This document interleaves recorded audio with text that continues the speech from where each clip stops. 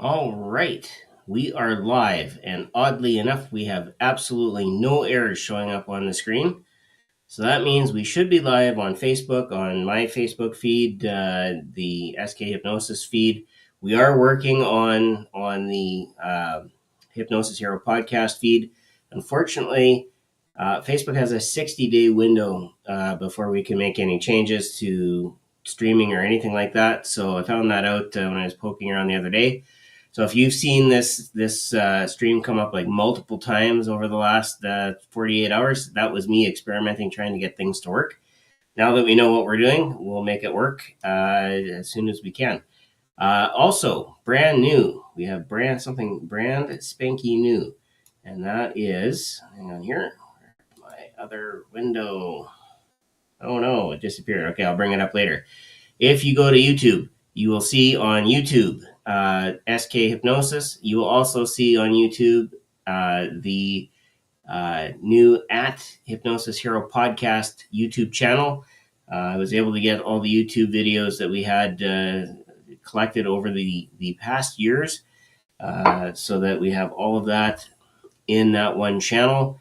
At least as it exists right now. Most of those have been pulled from Jim's account. I will pull mine as soon as I can, just to make sure we actually have the actual copies of the videos. And yeah, it's been busy. And speaking of busy people, I am going to bring on my co-host, Emeritus. It almost sounds like Americanus. No, we've been called worse. Just remember that the tariff and trade wars are between political leaders. We are still friends. Okay, yeah, we'll go with it. No, that's exactly it. You know, it's. I'm looking at Facebook and I don't see it. It keeps saying the video should go live soon. YouTube is up and running. YouTube is up and running. Kate, check the SK Hypnosis site. Just make sure that's probably the one that is going to work. What I found also, speaking of technical glitches, is that when I actually do something that is on the SK feed, like on my own personal feed, it actually marks it as private. So I get a public one on the page and a private one on my personal feed, which is kind of weird. And then you have to duplicate it and turn it into something public. But maybe that duplication just isn't working properly, and is what it is. So yeah, let me go to. You can post the YouTube link on. Yeah, I'm gonna go add a post on there and at everyone. While you are doing that, office. I don't know why I closed that one down, but it wouldn't be the first time. It's kind of hard to introduce your special guest when the bio is on the screen that you closed. Oof. So. Yeah, we're getting into the swing of things. Like, yeah, we had to go down and play in the minors for a little bit. Yeah, it's been a minute, that's for sure. Yeah. Okay. Once we get used to AAA ball, then we'll come back and play in the pros. Yep. Wait for this here to refresh. Okay, we're gonna use that one. So, and the winner is. So okay, we're on Facebook. I don't know if we're on the. I'm going to try to do some. Oh, it may make me switch the thing on Facebook here, but I will.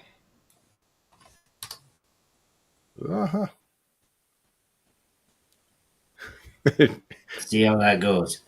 Yeah. Yeah, I'll let you roll with our guest, and then I'm going to still try to put some stuff on the Hypnosis Hero page. Okay. Sounds good. yeah, you can grab the links actually right out of the chat there. So here is our new home. Oh, wonderful. And you know what? I think we should probably need to change that a little bit. Kind of hard to see. All right, I'll do that during one of the intermissions. But all of that said, our guest tonight is special because not only has she been on the Hypnosis Hero podcast before, she is a comedian, a true comedian. She's funny, she's talented, and she is the creator of the hilarity and hypnosis approach.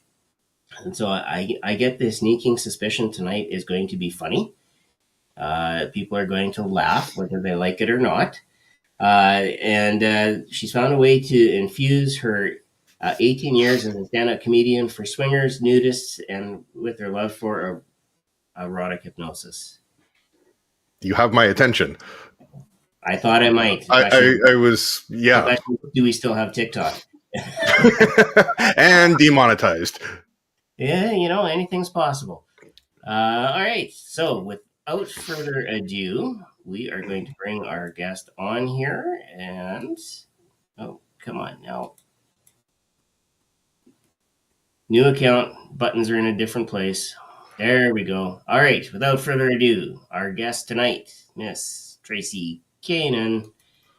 And there she is. Hey, how are you? We're going to be doing a lot shortly. All right. I love the sound effects. Awesome. Way to add some spice and stuff to the podcast. So thank you so much for having me on. Wow. I've been looking forward to this a very long.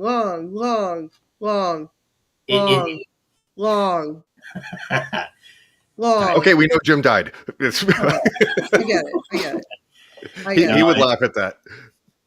I'm trying to think because it's probably been a couple of years since you were on the podcast itself. I know for those of us that attended PHS, the Performing Hypnosis Summit in January, you did do a talk online. You weren't able to make it in person, but so 18 years is a long time, and when you have that kind of experience behind you, I mean, you must have stories upon stories upon stories. A few, yeah. My TikTok followers are saying, okay, very interesting. Yeah, because I'm kind of a niche within a niche within a niche. So, female hypnotist, big deal. But former internationally touring comedian that entertains swingers, nudists, and BDSM communities for the majority of those 18 years. That's kind of a niche within a niche within a niche. But obviously, Mama missed career day at high school and didn't pay attention to other classes like with math and science. And thankfully, I'm pretty fast on my feet and talk a good game. And, I have my parents didn't hit me when I thought out of the box. So this is what happens when you have an imagination that just kind of goes and goes. So, Shawn, I'm doing friend or frenemy tonight. All right. So I live in a nudist community where I have 7 Airbnbs. My niche, in addition to hilarity and hypnosis, is working, doing erotic hypnotherapy for mostly swingers and nudists and occasionally some kinksters, the BDSM community. And where I live, I'm right between 2 very swinger-friendly nudist communities. So it's not uncommon for someone to come in, stay with me at one of my Airbnbs in a nudist community for the weekend, have a session with me. I pump them up full of confidence and tell them all the things to say to pick up women or men, and then follow up with them on Monday as they fly or drive home. So it's kind of an interesting niche to say. So. Oh God! I don't know that my inner 14-year-old can. And that's why we're. Yeah, that was a great Brian. Now would be an excellent time to shut your door. Oh, do I possess the social skills to do this, like successfully or maturely, or other adjectives as well? We'll find out. We'll find out if I start noticing some twitching on my TikTok here, then then I'll just say, oh, no more. I got to give a shout out to Nora. I just saw hey pop up. She's my muse from another mother in another state. So Nice. Nora's pretty awesome. Yep, Nora's been a viewer from pretty close to the beginning, and of course Becca from across the pond. Becca, she's been our metric viewer from almost the beginning. A metric viewer? Yeah, she's from the UK, from England, so they're on the metric system. The units that the rest of us use in the world. Oh yeah. Whatever, math. It's already for tomorrow for her. So yeah. Actually, the nudist community, we probably should switch to metric because it'll seem bigger. Well played. Oh my gosh, did I say that out? Was that my outside voice? I'm so sorry. That's why we use metric up here. Oh God, there's a 10mm socket joke in there somewhere. That's missing. That's not good. Pretty much. And of course, Nora says, "Hey, like Brian, friend of me." So we'll get to that later. So you mentioned that you missed career day at school. I kind of sometimes wish I would have, but then of course I'm just getting ready to wrap up an education career here. So, which after this episode, it might be sooner than you think. Could be. Better not be, Brian. 2 years to pension out. But take us back to the beginning. So how did you wind up in hypnosis, starting out from being a comedian? Which turn did you take? Yeah, that was a great time to worry about your TikTok account. Just hold please. Let you know. No, actually, so how this came about. Oh, wait a minute. What's he doing?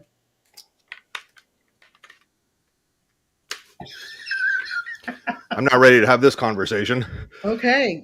You know what? I'm glad you have protection. Oh boy! Gives a whole new meaning to the term bump helmet. So I was doing comedy, and at this point, I had been doing comedy on swinger cruises. And basically, with the swinger cruise, a lot of people like, how do I get on a swinger cruise? What happens when a company comes in? They plunk down about $2-3 million, depending on the size of the ship, and that ship just goes away. And then you have to go through a preferred vendor in order to book that cruise. What they were finding is that the entertainers on that ship really didn't know the culture. And so they would bring someone like me in who studied the culture and wrote jokes specifically for them so I could entertain for them. So I'm on the cruise, and what they don't realize is that where the library is on the cruise ship? All right, the library goes away, and they turn that into what's known as a playroom. And we're not talking board games, different kind of games there. But anyhow, while I was walking through there, I heard a lady having a really good time, like a really, really, really, really, really good time, like over and over, like a really good time. Like audibly would have sounded or potentially mistaken for a religious experience. Correct.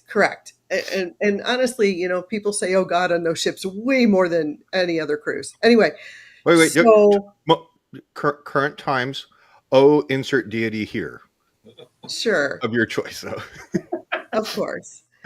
But anyhow, I heard this lady having a good time, and I'm like, how do I get that? And one of my friends says, "Oh, have you tried hypnosis?" And I was like, "No." So she goes, "Well, you need to meet my friend." And so I did a session with her friend, and it was okay, not quite what I expected, but I had to learn more about it. And then I ended up taking a class from their instructor. And I just started learning more and more about it. And then through that, I just wanted to learn everything I could. So I learned how to do stage hypnosis. And then eventually that led me to hypnotherapy. So for a while, I was doing my comedy show. I would do the comedy show Friday night, and then I would do a very dirty hypnosis show Saturday night, and then I would go home. So they only needed one entertainer for the weekend. Comedy show would bring him in, the stage hypnosis show. People would embarrass themselves, and then we all go home on Sunday. So it worked out well. And so I did that for a long time. And one of the highlights of that was explaining to my Christian bookkeeper why I needed an inflatable sheep. But it is Florida, and that's how we roll in those shows. Anyway, sorry, I digress. It was just a memory. Oh God! Sorry. I see us. It's almost 6 o'clock my time. I can see me going like, "Oh Jesus, it's almost 10 o'clock." But please continue.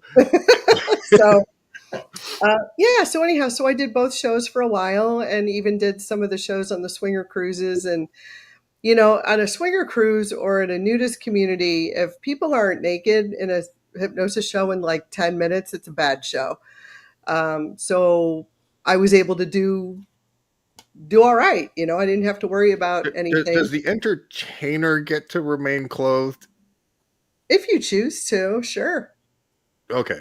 I mean, I will not confirm or deny how I've dressed in many of those shows. Perhaps it was just a corset.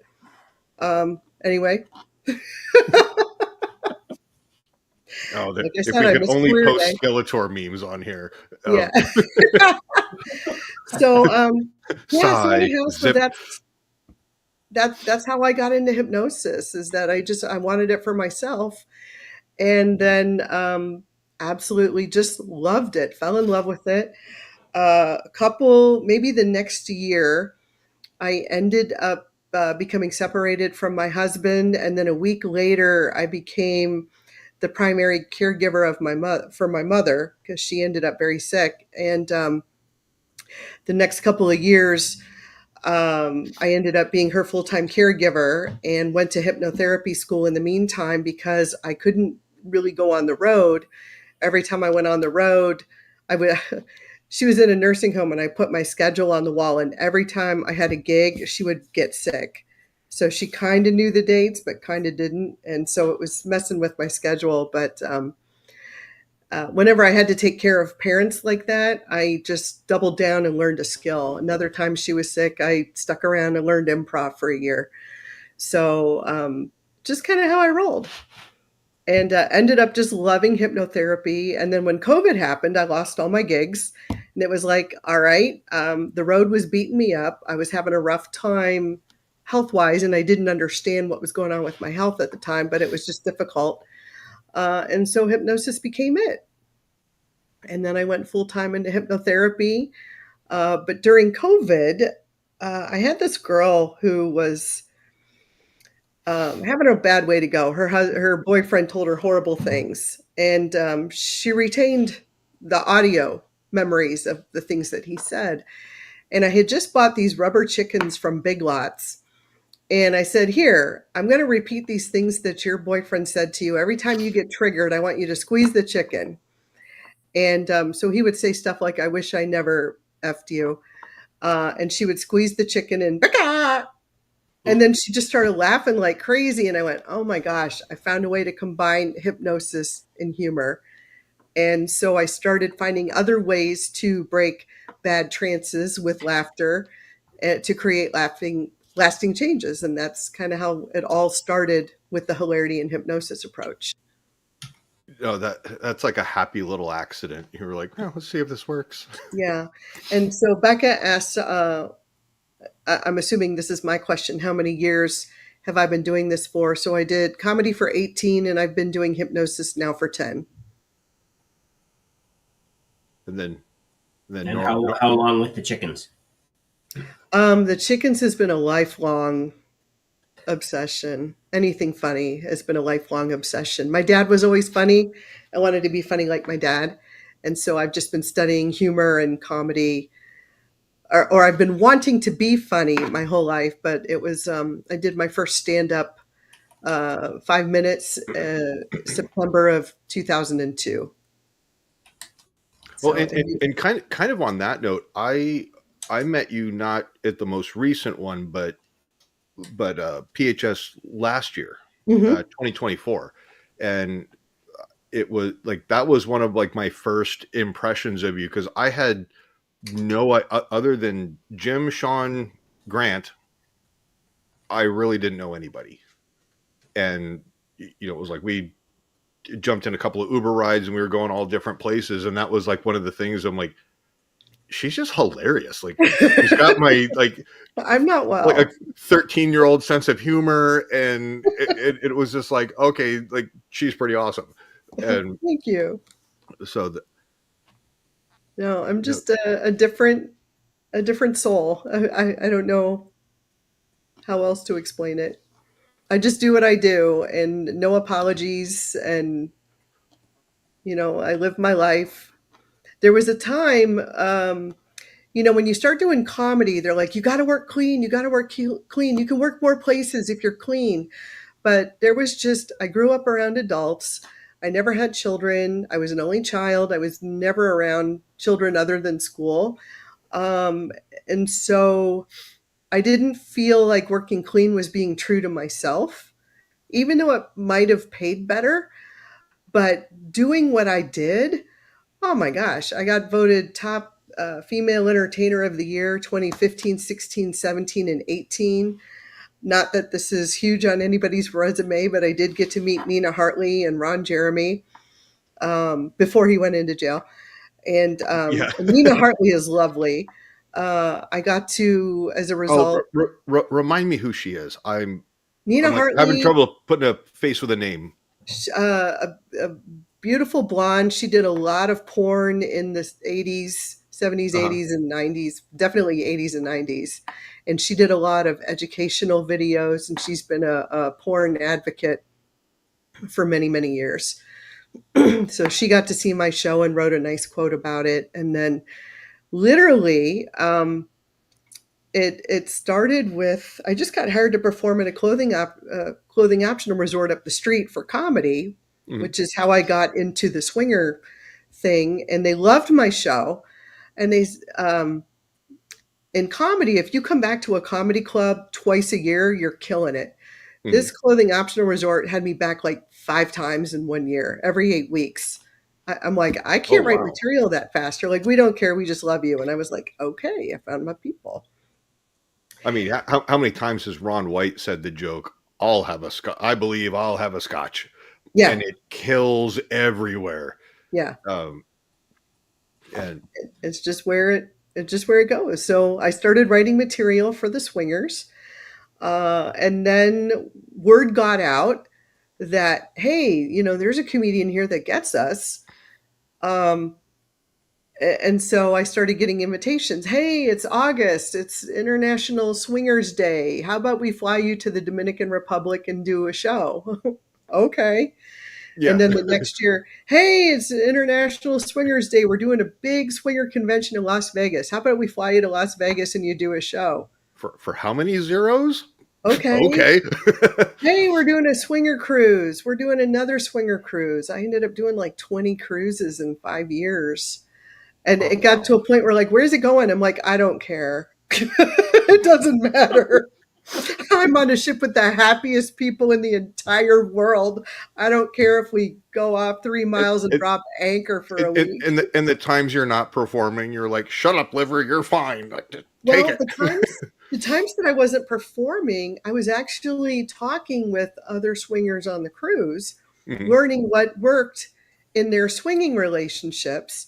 And all that knowledge now helps me with other couples who need hypnosis for self-esteem, for performance issues. So it's like a market research in a way. Right. So it was just this bizarre series of happy accidents that all just kind of coalesce. Very happy accidents in some cases. It's in my eye.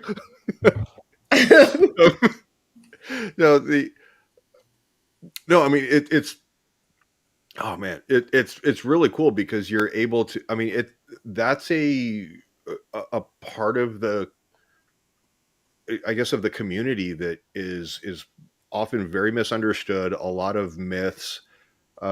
You've got like, 50 Shades of Grey. There's that internet meme that's like, 50 Shades of Grey. It's okay if it's a million, multi-billionaire with, nice cars and he's in shape and everything, but turn that around to somebody with a mullet in a trailer park, it's domestic violence and multiple felonies.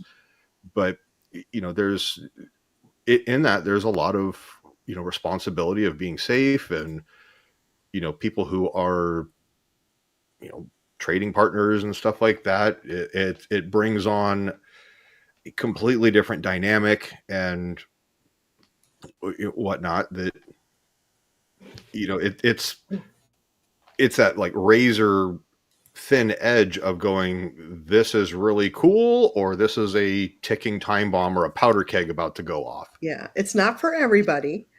At one point I was teaching newbie swinging seminars at some of the events that I went to, and I would always have the 5 magic questions, one of which was, what do you love best about the lifestyle?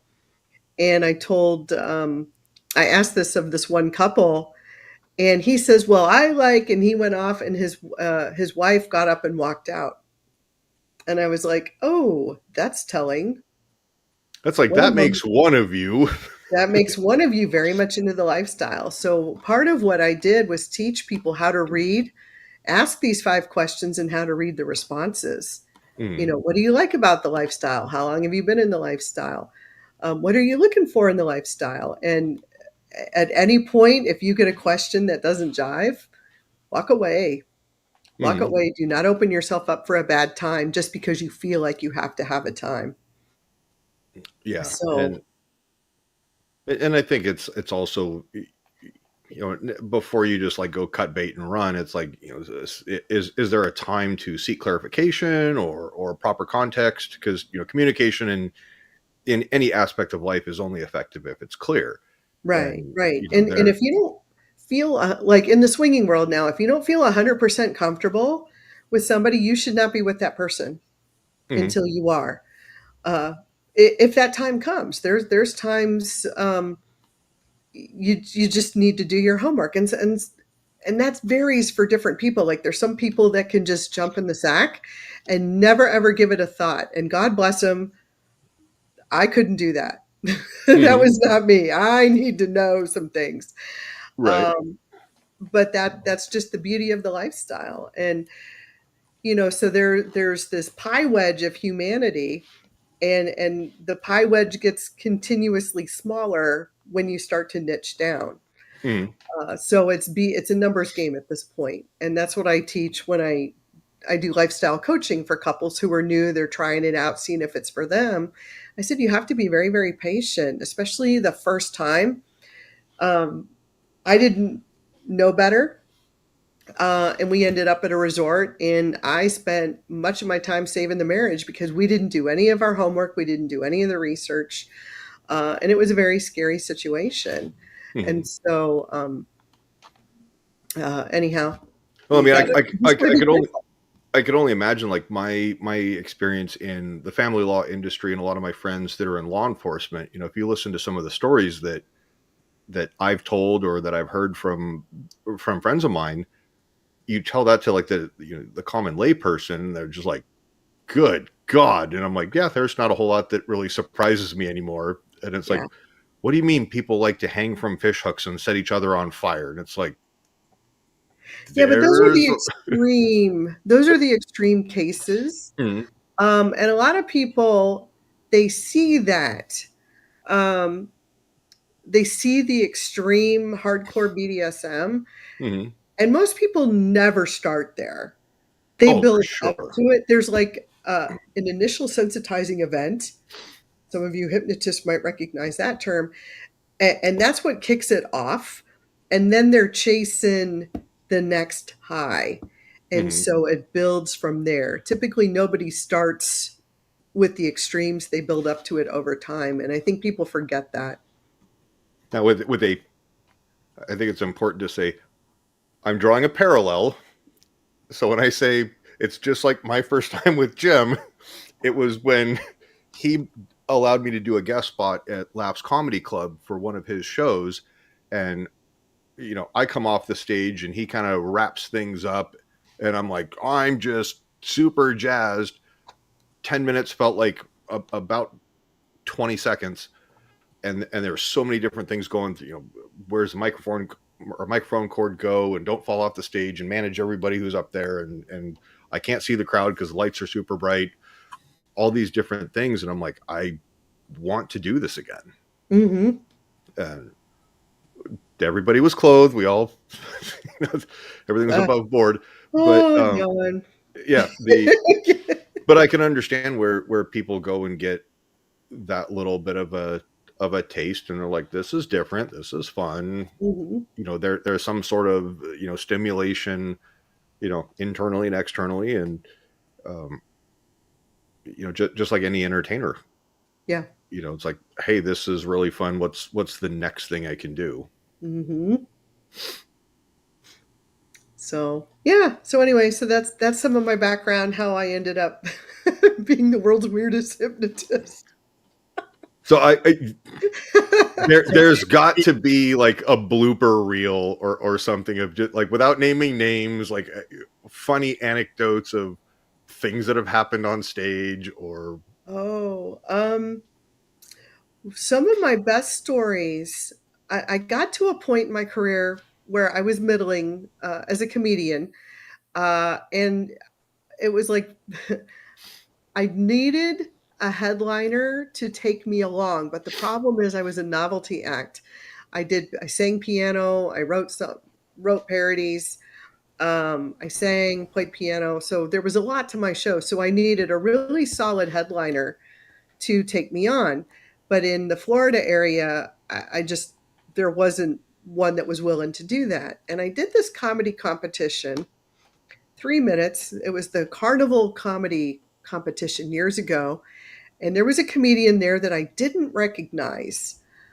And he sat back and he watched my show.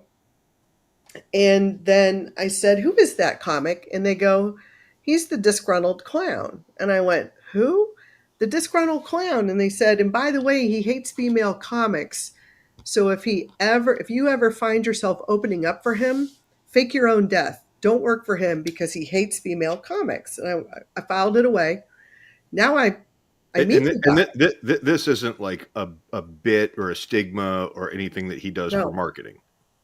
Well, he dresses up. Think of the rock band Kiss, and a clown had a baby, and that's him. He was actually in costume. He was about 7 feet tall, between the hat and the platform shoes. Grown man in a clown costume. Like, I guess what I was asking, like, I know that Anthony Jeselnik has a dark sense of humor. I don't think that he's like a closet serial killer or anything like that. No, but this guy dressed up as a clown, and hated women. So anyhow, he comes up to me after I do my 3 minutes, and he's like, "Hey, I think you're pretty funny." And I can't, because of someone's TikTok account, I can't say what he really said. But basically, he liked my show because I didn't talk about my feminine parts all night long. And he goes, "You want some work?" I said, "Sure." So I gave him my number, and I didn't hear anything. And I'm doing a show in Cocoa Beach, and he shows up.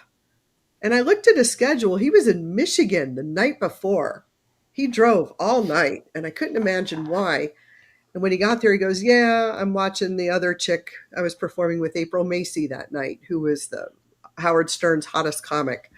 And I don't know if she had been voted that yet, but she was about to be. And I did a good show. And he talked to me afterwards, and he goes, "You know what? You're really good." He says, "But you need some work. I'm going to work with you." And so all my crazy stories come with him. And I found out why he was in Cocoa Beach that night, because you're like, there is no part of consent yet that has been established. Well, I said, why? He wouldn't tell me why he was in Cocoa Beach, but I figured it out through a story that he told on stage. He had given another comedian a ride. That comedian had a bag of cocaine and put it underneath the passenger seat. When he dropped off the other comic forgot the cocaine. He went out to Taco Bell at 2 a.m. after his show, dressed up as the clown, so black diamonds, white face, God. They thought they were being robbed. They called the police. The police had a canine dog who found the coke. And he was on probation and he had a court hearing for the cocaine possession in Cocoa Beach. And so he drove all night, did his court date, and saw that I Oh, was man. performing and watched my show. So that's how that came about. But I have all kinds of crazy stories with him. We were doing a show in Georgia, and he goes, I want to stop by and see my cousin. I said, oh, okay. So backstory, my parents owned a printing company. Mhm. And to measure colors, inks, you have the little printer scale. So you put, so much red, so much blue, and you get purple. But it's a very distinctive scale. So anyhow, we go to his cousin's place, and he had that scale on his table. And I go, oh my gosh, you didn't tell me that your cousin was a printer. And then I looked around at all the white bags of powder, and I went, he's not a printer. You're like, ruh-roh. I'm going to go outside. Yeah. Just in case the SWAT team shows up. But anyhow, again, I had no clue. I just never had friends like that did that sort of I thing. didn't know that your family name was Escobar.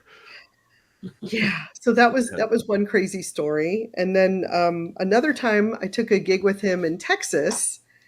They called it the Valley Tour. So we started in like Laredo, McAllen, Harlingen, and This is like Brownsville. strike 2 of Traci has not yet learned. Yeah, this is all like Traci. I just never had friends that did drugs. Just Mhm. At this time I've been married like 14 years, and anyhow, so Honey, I'm going to go get in a car and go travel across a couple states away with a dude who dresses up as a clown and hates women. See you in a week. yeah, and that's pretty much how that conversation with my husband went. I felt like it was being sold into comedy slavery. Anyway, so we do this Valley tour.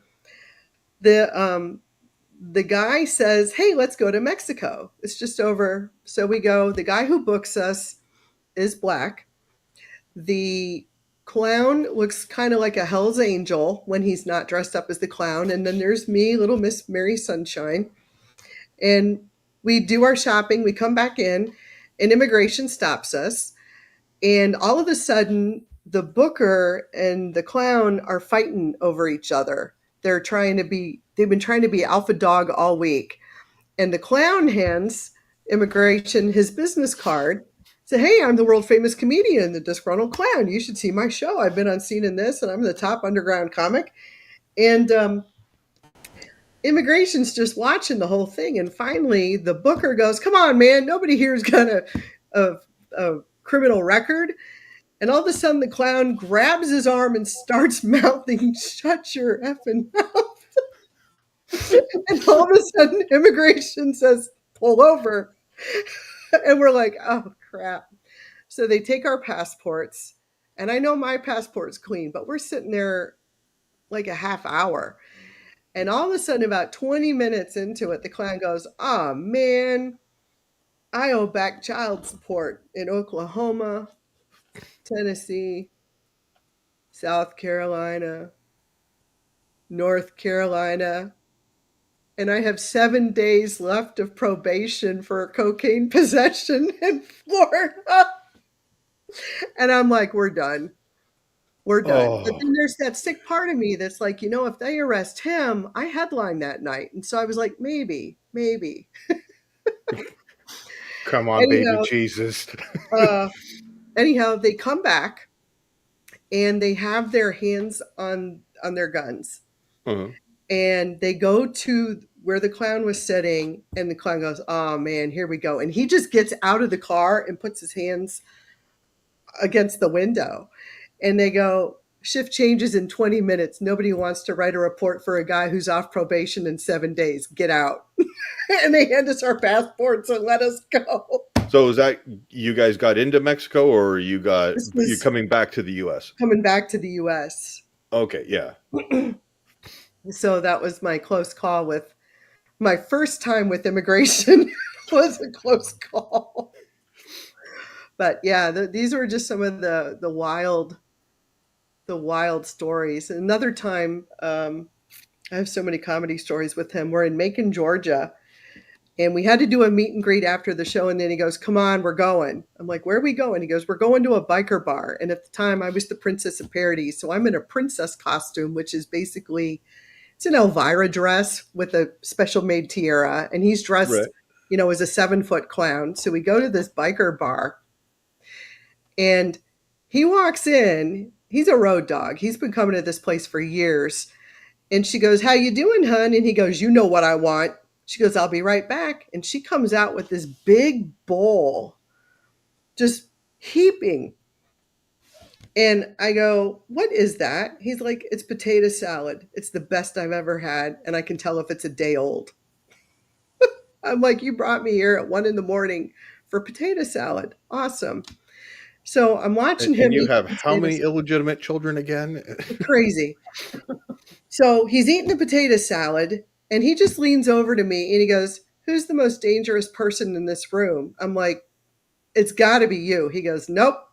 He says, "You see that guy on the other side of you with the vest that says outlaw and prospect on it?" I went, "Uh-huh." He goes, "That's the one.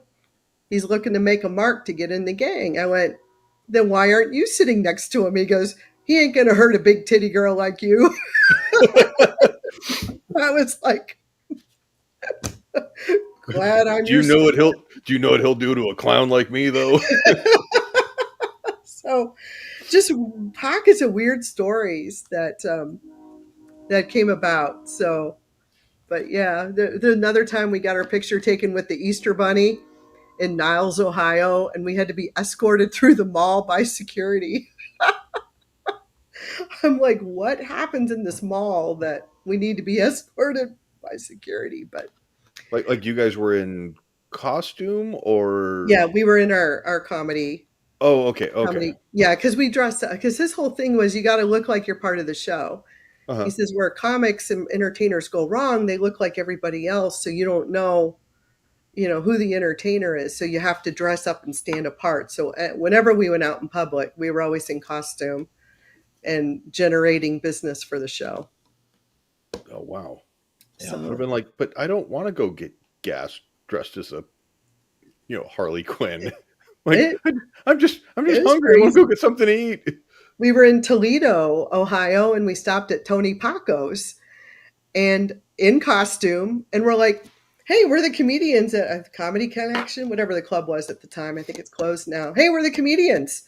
We want to sign your buns." And they had to sign the buns. So somewhere I probably have a bun at Tony Paco's. It's probably Mhm. behind the restroom in the men's room or something, underneath the urinal. But anyway, I got to sign the buns at Tony Oh man. Paco's. So just weird. Uh, got to open for Gallagher. I saw him at the Puyallup Fair, just outside of Tacoma, Washington, Mm-hmm. early 2000s. I think it was right when I got up here, and it was hilarious. He was one of my favorite comedians as a kid growing up. Super tragic how things went south, and like his own brother, you know, got all that legal drama and fraud Yeah. and whatnot. But how is he as like a person? Is he just absolutely a character? Like there is no difference. He's out there. So they Lots of they were drugs. doing a show in St. Petersburg, and they didn't want to bring in the third comic. And so, but he wanted to meet me before, and he knew I did parodies, and he was doing a lot with parodies. Well, he called them parodies. Mhm. And so he sent me, this is about the time when Megan Trainor's I'm all about the bass, about the Yeah, bass. yeah, yeah. Uh-huh. So he wrote this piece starting with, "It's all about the face, Megan. It's all about the face." And then it went off into this crazy spoken word diatribe. And he goes, "Do you think you can do music with this?" I'm like, "No. No, there's just not enough notes in the universe to cover all this. There's no Right. way this is spoken word." And so But we met. The guy who does all the fine print voice at the end of commercials couldn't speak that fast. It was really insane. So anyhow, I met Gallagher. It was some kind of steak, Quaker steak, some meet and greet event there. And he is in this old blown out Ford van that had probably 300,000 miles on it. And he goes, "Come on, sit inside the van with me." And I'm like going, "Oh, geez, please don't be an extra credit van." Anyway, so I sit down and he goes, wait, get up. You sit in there and you're like, smells like other people's DNA. Oh yeah. If there was ever a reason why you should probably stop smoking dope past the age of 60, he was the poster child. Anyway, he tells me, get up. And he pulls out this flat Nutrigrain bar that I don't think I flattened it because it was in the seat. Like, and he goes, wedged in there. Yeah, but it was an apple Nutrigrain bar. And he goes, "Are you hungry?" And I'm like, "No, thanks, I'm good." And he goes, "Oh, all right. Okay, now you can sit down." It was just the wildest conversation. Truly just a genius. Just his creativity was just out of this world. Way out there. Trying to get him to ground was something, but that was interesting. I remember one of his shows. He was like, "Do you know how hard it is to get a loan for a gigantic behind the couch monster, or a couch sized trampoline?" But the show, they had to cover the whole place in plastic. So even like my keyboard was covered in plastic.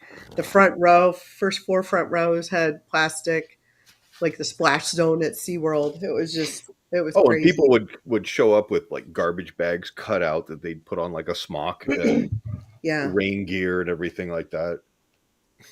So it was truly a different experience to work with some of these people.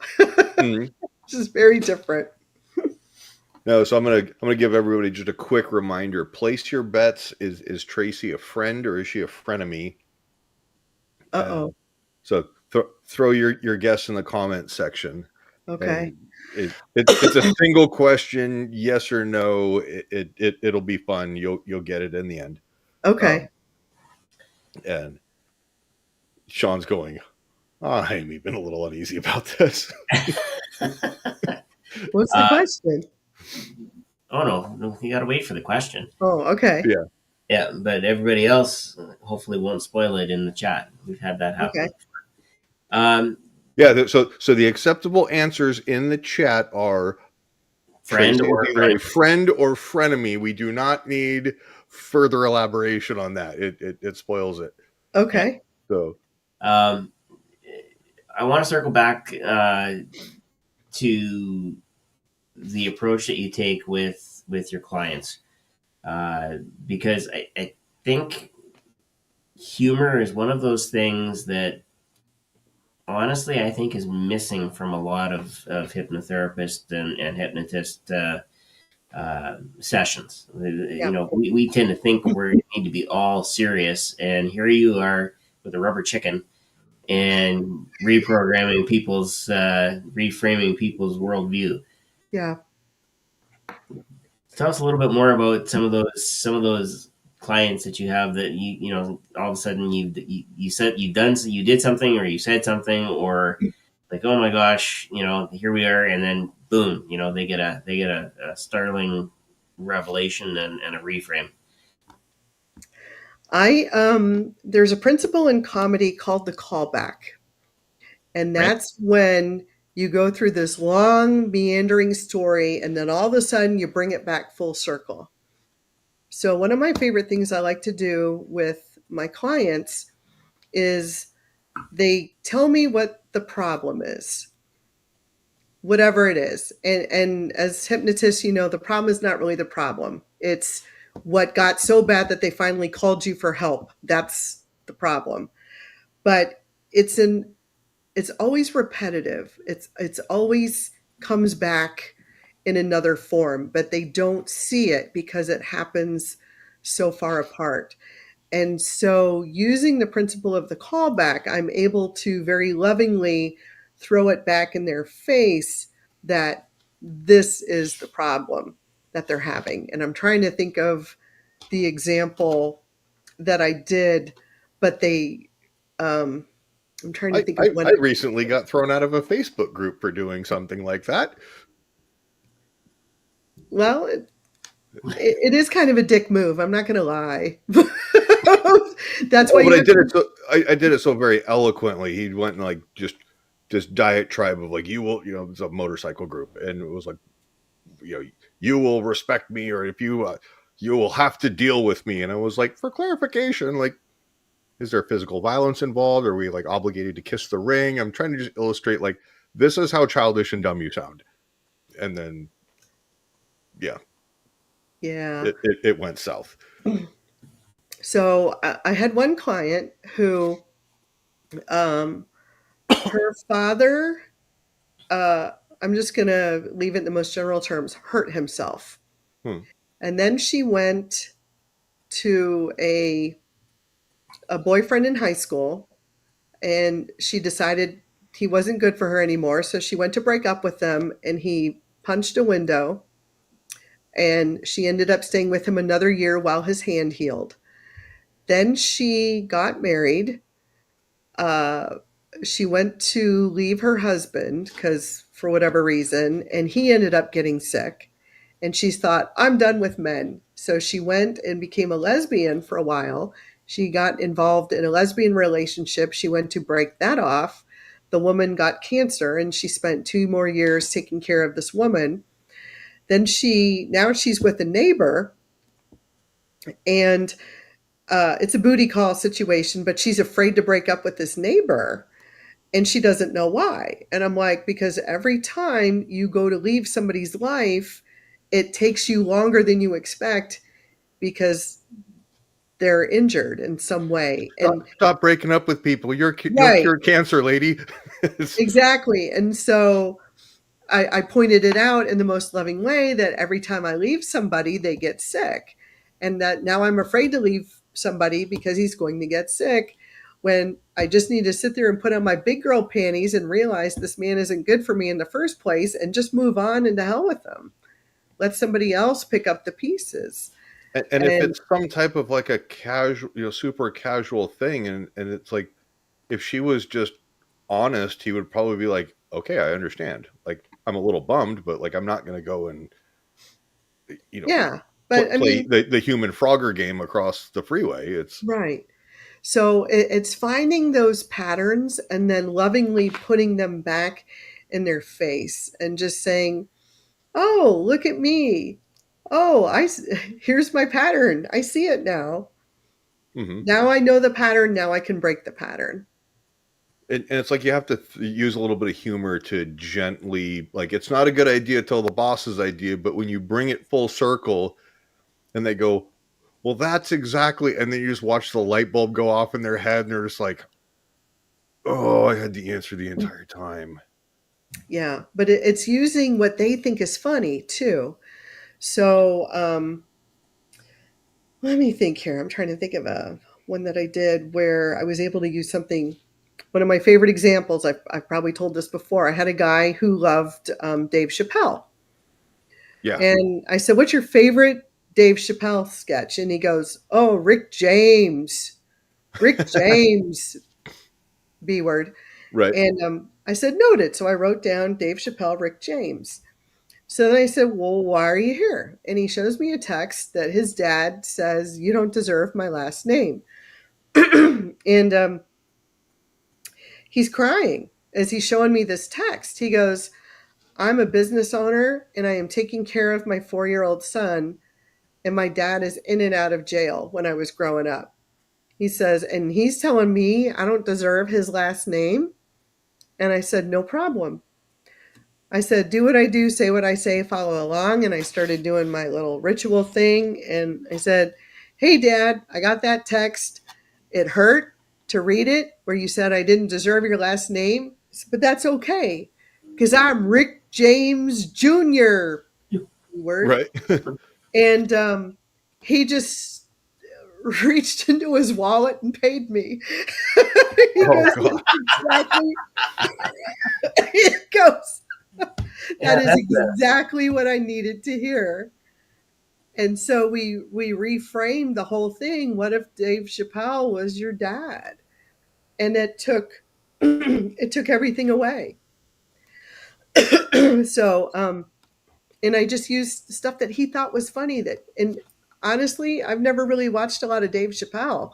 I just had to trust, what he told me, and I made him describe to me, how does he say it exactly? How does he say it? Oh, Rick James, and he got into it. I said, oh, okay, cool. So I knew enough just from what he told me, what he thought was funny, and it's gone.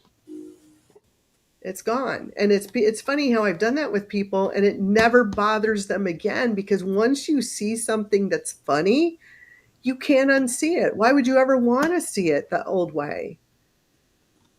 And That that's a lot of stuff, like with the military. People are like, Brian, you got like such you have the ability to have incredibly dark humor.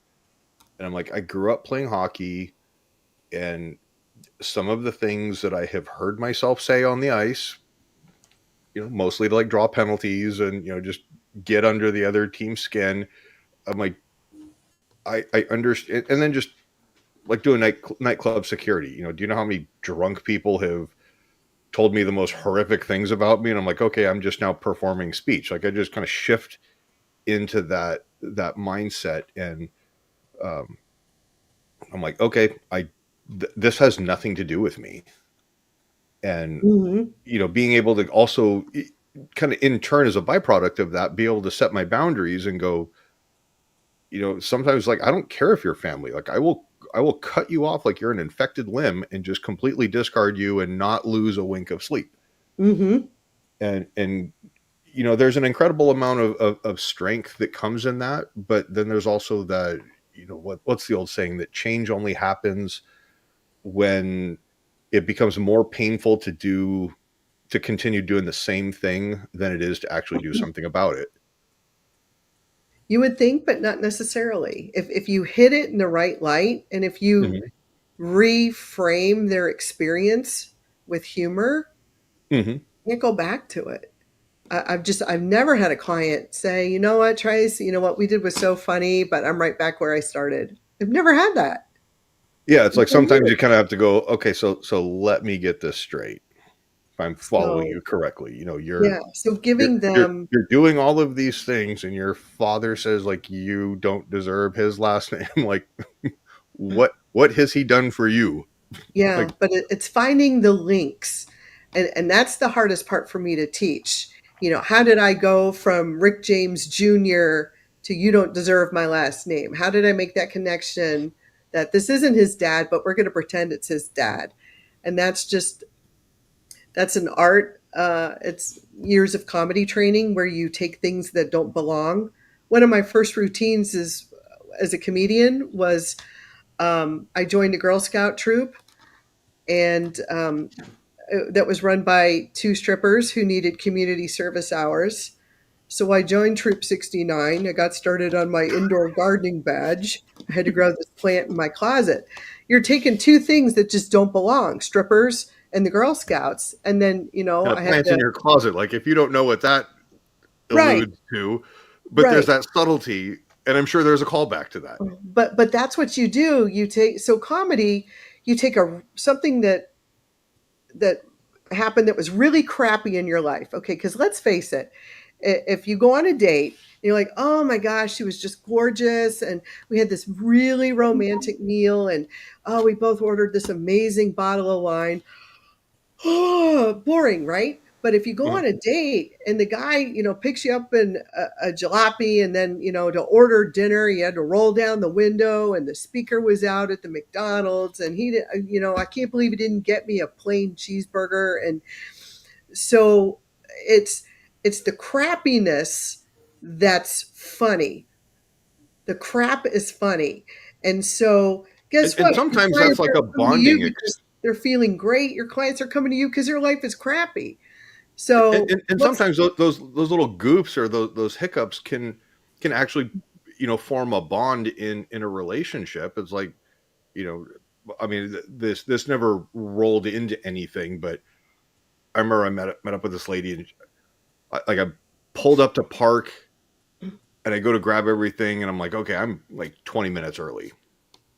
I'm like, oh shit, I forgot my wallet.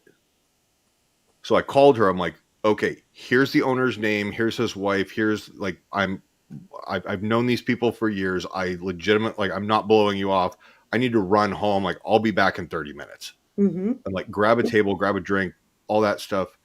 And, so I show up. I'm like, see, I promise you, this is not like, I know this has all the makings of like being stood up or anything. And like, I felt horrible because it was an honest mistake, but I'm like, you just have to make a joke of it, going like, out of all the times that I forget my wallet, and it was one of those things where I'm like, it was in a different pair of pants or in a different coat that I'd been wearing. And so, and to her credit, she was incredibly gracious and laughed it off. And you could have been like, I am the worst catfisher in history, because I actually told you I wasn't going to be there, and then I showed up.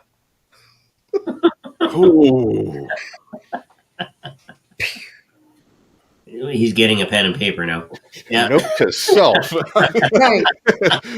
Worst catfish. Oh, that's even a T-shirt. Worst catfisher in history. Oh god, yeah. So I've got a couple of women friends that I'm like the big brother that they never wanted.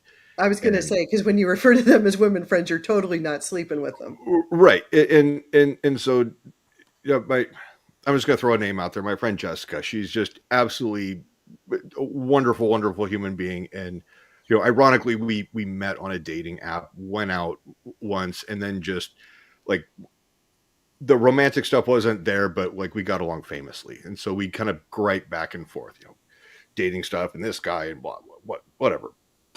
And so it was finally like, I keep getting these dick pics or these, raunchy messages or whatever. I'm like, forward them to me. I'm like, I will just unleash every bit of like angry rage and everything like that with sarcasm and just let you go nuclear. Cause she was like, oh my God, take a look at this and send me a friend request. And it would be like, send this back. And she's like, oh my God, that's hilarious. So and I'm like, and it became a game that was just like our entertainment. So I actually had a date before my husband with a guy who stood me up, texted me 12 hours later and said, come over to my place. I'll answer the door naked. And if you like what you see, come in. And I was like, no, thank you. And he goes, oh, that's how it's going to be. And he's like, I'd F you so hard, I'd charge you $350 an hour. And I was like, what on earth are we doing here? That sounds like it'd be the best 90 seconds of my life. I thought about it for a minute, and I was selling Pure Romance sex toys at that point in time. And I took pictures of all my inventory, which was I sent over 25 pictures, and it was 3 toys per picture. And I said, hey, I appreciate the offer, but I just want you to know I outsourced your dick to China. And they love me one more time. Okay. Game respects game. That is, oh God, I am. Oh. So that's how I handled it. And then he was like, lose my number. Oh man, I can never meet your husband because I'll shake his hand. I'll be like, thank you for bringing jobs back to the United States. Thank you for taking her off the market. She's brutal. Oh God, yeah, because sometimes like when you have to stand up to like these narcissistic bullies, you just call them on it, and it's like, okay, whatever you're saying has no bearing. My ex-wife, we had like a court hearing, and it was like we're in court once a week, and this is, God, I can't even remember how long ago it was, but every time I'd walk by, whether it's from the parking lot to the courthouse or the courtroom or inside whatever, I'd walk by and I'd just hear piece of shit. Oh, And so watch that she's on TikTok account. Yeah, she's on the phone and she says the same thing. And I finally just stopped. About face, walked up, leaned over, and I was like, and she's on the phone. And she's like, hold on. I said, can you do me a favor? You keep saying the same thing over and over. It's like the summer reruns. It's like listening to like a Taylor Swift song over and over on repeat. It's just getting old. It's unbearable. I'm like, can you please, just for the love of God and all that is holy, come up with new material, please? And then like the look on her face just short circuited her brain. And I was like, mission accomplished. I turned around and walked off. And I never heard any of that garbage again. And it's like you recognize that they're looking for some type of a reaction, Mm-hmm. and then they're going to call you the crazy one. Mm-hmm. As they should. Like I've said many times, who needs friends? Or who needs enemies when I have friends like you guys? And feeling good about yourself? Screw that. Call Tracy. Oh God, I gotta go. I got that new bath bomb that came in the mail. It's oddly toaster shaped, but yeah, I'm part Arab. Like bath bombs, you should not be talking to me about. Looks like Becca is having the time of her life right now. Oh yeah, it's a a Taylor Swift song on repeat. You don't even have to put it on repeat. All her songs sound the same. Oh, well played, Becca. I'll give you that. Yeah, and she's not wrong. So Travis Kelce lost the Super Bowl. I wonder what the next album's going to be like. Oh well, good for her. Honestly, I'm not her greatest fan, but she does a lot of good things in the world. Tipping her drivers and stuff like that. I like that she does incorporate a lot of humanitarian things in there, and I think that's admirable. And you can't argue that she doesn't have talent, like even from a young age, and fortunately she had some decent people around her, but then it turned into, it's like once she got into the machine there was no getting out, and she's trying to make the best of it, but she's done some brilliant moves, like when the one guy took her original song list and then she re-recorded all the songs with little twists. It's just genius. I think if I recall correctly, it was like the original recordings were property of whatever record label or whatever, and then she just went, okay, yeah, she re-recorded all of them. Like I wrote it, so I'll re-record it and it'll be mine. And it was actually a genius move. So kudos to her. I like to see women doing well. Exactly. I like to see everybody doing well, but that she's played a lot of, she was dealt a good hand and she really made it work for her. So yeah. Well, and I think that's it right there. Regardless of the hand that you are dealt, you still have to play it. And, unfortunately, I think in many cases the school system doesn't tell people how to play their cards to maximize what they can do. It's often learned outside of the system, usually with the parent, but not always, because you can ask your parents for some advice and you'll get their advice from their life and from their point of view. And it's probably not going to be exactly what you want it to be, because you're doing something, and not that you want to quote Monty Python, and now for something completely different, right? Yeah. And so, you need to get around people who can, you can bond with. So for you, it was definitely, comedians, hypnotists now, and I've mentioned this many times. For me, it's been Brian and Jim and Grant and a whole slew of people that I never would have met, unless I got involved. And Mhm. that to me was kind of a key turning point. And I think that's the piece that people need to realize. Even if you haven't seen a key turning point in your life, take heart. It will come if you play your cards right. There's always there's always a message out there, and so I had an ad specialty business, and I thought, what if I could do comedy? So then I started doing comedy, and then I got hired at a clothing optional resort. What if I created a show just for nudists, and then it became nudists and swingers? So it was just constantly thinking outside the box, and so much of what we do is trying to force people to fit in the box. And it works for some people. I was not a box girl. um, I was like, what else can I do? How can I make this better? What can I do? What can I do different? And even in my comedy that reflected that, I had two separate shows. One was the Princess of Parodies, which was my regular club act, and then for my swingers it was the Dominatrix of Ditties. And it was just such an adventure to, okay, now what can I do? That was fun.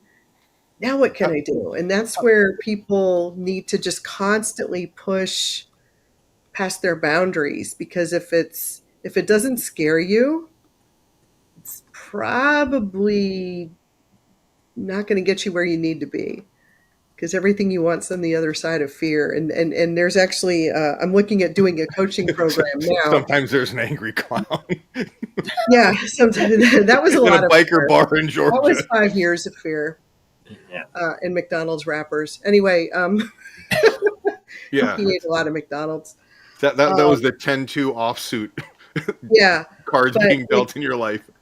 like now I'm looking at doing a coaching program, and I'm I'm terrified to do it. And it's not that I don't have the chops to do it. I'm terrified of the time commitment. But I think I'm going to do it anyway, because I think that the ladies that I have in mind for this program, they would benefit immensely from it, and I think I would too. Now, Um, are you, is your hesitation with in terms of time commitment, like you're going to be spread too thin, that mhm. it's going to take you away from other things that are bearing fruit financially? Um, And well, I think it's going to be a short-term loss for a big gain. So basically, I'm looking okay, at test marketing a year-long coaching program. I'm going to cater it towards women who are trying to recapture their mojo or get back in touch with their goddess. And goddess is the new word that I'm using right now, because so many mm, women, they get fractured between work and children, and then they got uh, relationships, or they're single and they're stuck in singledom, or they're married and they're stuck in marrieddom, and they're just not pushing their limits. So with this coaching program, it will be a session with me once a month, 2 hour-long coaching sessions, group coaching. mm, And then there's a movement component, because I'm studying something now. It's healing to move. And okay. so a couple of years ago, I was diagnosed with Hashimoto's hypothyroidism, and the inflammation in my body was off the charts. I spent 3 years tweaking my diet, IV fluid treatments. Mm. Um, and now I have a good system for myself. And the last component of it was movement, but I hadn't moved in 3 years because it hurt. So I found a movement program, because now I can push some of the anger, some of the frustration that was stuck in my body. I can push through that with this movement program without being on a treadmill. Um, exercise with your bare feet. And so I'm looking at putting all that together so that there's a group that goes through this program. So I was going to test it for 3 months with some friends of mine. So And there's some sort of like, okay, we're going to do these things to recognize, diagnose. Let's make some remedial changes, and now we're going to yep, have some sort of an action component to it. Of yep. And with the year-long coaching, so we'll cover, we'll spend a month on body image, a month on finances. And so basically it's reworking your whole life as much as you're willing to work it over a year's time. But with that comes body image, checking in with the relationship, whether it be a relationship with a significant other, a relationship with your body, and doing a whole look at that. So it's scary for me because I've never thought long term. As a hypnotist, you're like, oh, a session, package of sessions, but this is a year-long commitment. So no, that's pretty awesome. I would be excited to hear about how that works out with. I'm going to use the term your testing group of your friends, like you described, and if it's like, yeah, this is successful, how can we, drive business your way or refer people to you, because you're somebody that I trust, and you've got the experience in the background. I'm actually getting ready to teach an exercise class, which is like, what? Now on the you mentioned something about finances. I've got a friend of mine in Orlando, Kissimmee area, who's a wealth manager and financial advising, stuff like that. So if there's any way that I can have him get in contact with you or provide any information, or however we can support your endeavors, let me know. I'm happy to make those phone calls. Most of my work it's not going to be steering people towards that. It's going to be freeing up the lessons you learned about money that are keeping you stuck. So it's it's a mindset shift. Yeah, I meant that because I remember one of the things that he would do was it was almost like a finance 101, like here's how credit cards work and how they make their money, and it's that, and he's like, anytime I have to get a new client coming in who's already not like an accredited investor, or we're doing a 401k rollover, it's, hey, I want to come in and invest because somebody said that's what I need to do. And he's like, okay, well, first I need you to spend the next 18 months like getting out of debt. Yeah. If you don't have, it's like the acceptable forms of debt are like a mortgage, maybe a car payment, or something like that. You're rebuilding stuff. But he goes, if you've got, if you're not paying credit cards off at the end of the month, start with that. Because we can't make you money fast enough to overcome the interest rates that you're being paid on some outrageous balance. So yep. So anyway, so that's my coaching program. No, I'm excited about that. That's awesome. I think a lot more people need stuff like that. It's kind of, people are like, oh, well, I need to exercise, so I'll go to the gym. Oh, I need a diet, so I'll follow this diet program. But the one thing that they never change is their attitude towards all that stuff. And so this will be changing the overall attitude and acknowledging if there's anger, sadness, guilt, and then using the movement to push through that and to get that out of your system. Well, there's also people like, oh, I went to the gym and it didn't do anything. I didn't have fun. I hired a personal trainer and I wasn't getting it was like, you're doing the stuff at the gym and going through the motions, but the food intake at home and the poor, other choices that you're making, that's offsetting. And now it's the gym's fault, or it's the personal trainer's fault. Like, you got to take away all the other stuff that's blaming and looking, where's the common denominator in this equation. But it's also doing little wins too. Oh, for sure. Because, there's a lot of people like myself who have autoimmunes, and movement is hard. And so like, even when I talked about this coaching program with a couple of my friends, they're not movers. And an hour was terrifying. I go, what if we did 20 minutes? Could you just move for 20 minutes? And they're like, yeah, I could do 20 minutes. So we'll even be starting with a 20-minute movement a couple of times a week. And that's actually how I started with my thing this year. I set a goal that I was feeling well enough that I was going to work out 20 minutes, 250 times. And That's kind of like what Jim was saying. He goes, I have clients. It's like, okay, I'm going to go for a 5-minute walk. I've done 92 workouts this year. Awesome. 92 20-minute workouts this year. You're on pace to do about 300 then. Yeah. And actually, a lot of these workouts I have bumped up to an hour because I'm feeling that much better. But I started, my January, it was 20 minutes. 20 minutes. Okay, phew, got that 20 minutes out. I'm good. And then I was like, wow, that was kind of easy. Let me try 30. And maybe I could do 40. And then I think I can do 60 if I just take it easy. And so actually and then you begin to kind of not so much like get addicted to it, but like you look forward to it. Yeah. The first time I started doing testosterone therapy, I'm like, I got to poke myself in a needle, with a needle, an injection a couple times a week. And then it was like, okay, you get over that after the first or second one. And then you go, oh my God, I feel amazing. I feel human again.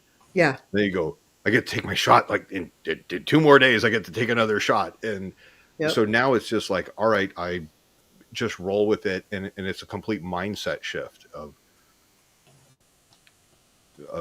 just looking forward to those things. And then you're like, okay, now I feel better. I want to do more of this. And it just kind of builds and snowballs from there. Yeah. It is the self-fulfilling, reinforcing, prophecy. Does action precede thought, or does thought precede action?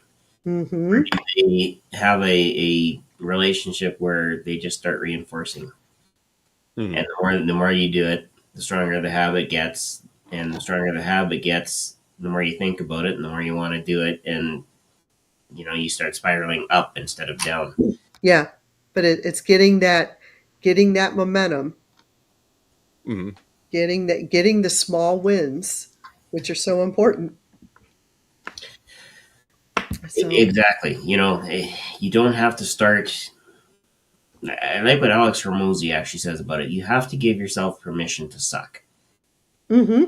And I take full responsibility for it. And on TikTok here, I've got one of my fellow educators who's over in Manitoba, and she would back me up on this. I think the one thing that I can safely say is that the school system has failed in the sense that we have demonized failure.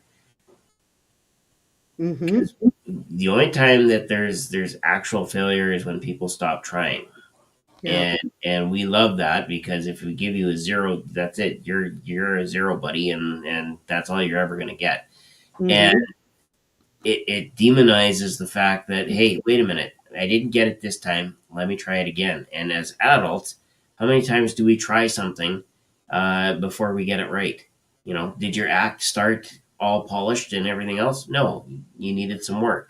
We talked about that. That's how we navigate life. How many rockets did Elon Musk blow up before he went, okay, well, that's just another thing that we found out didn't work, so we're going to make some changes and we're going to give her another go? Yeah, none, because he probably never pushed the launch button. How many rockets did SpaceX blow up? Well, that's one way to avoid failure. Yeah. Don't push the launch button. Yeah. That's a whole nother tangent we can go to, right? And my fellow educator Jen, she said, "Yeah, oof, right there. It's like, there's only, if you want to avoid life, can you do it? Sure. Are you going to feel the pain of regret?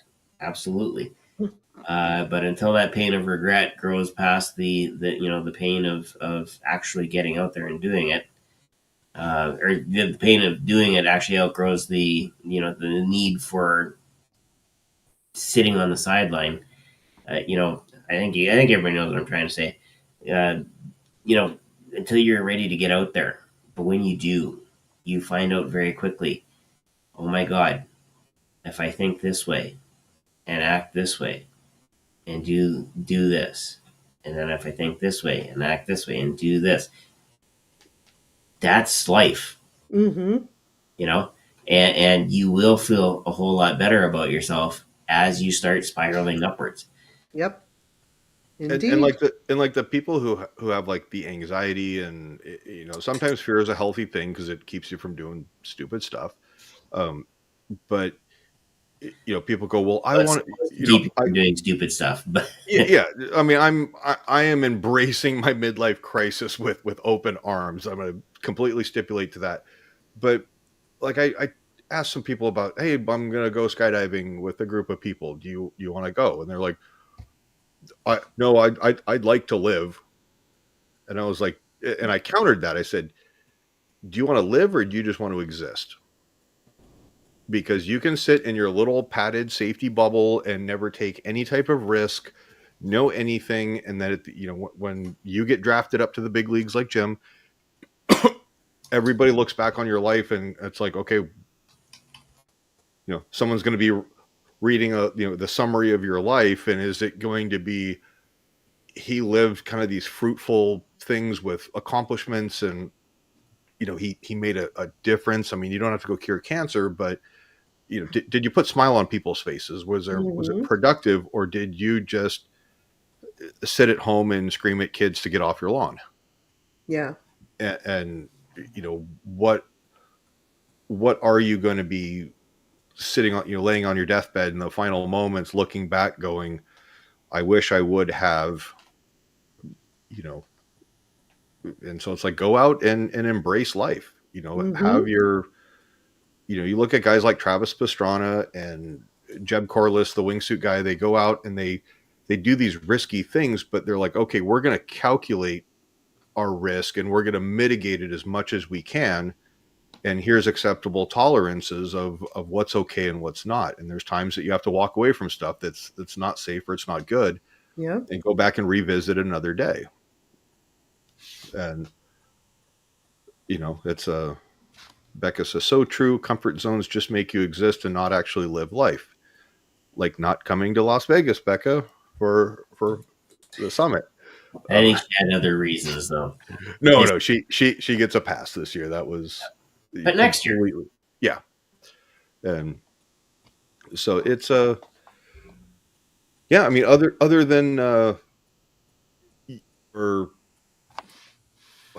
I guess what would you call it, the leadership type, the thing that you're testing.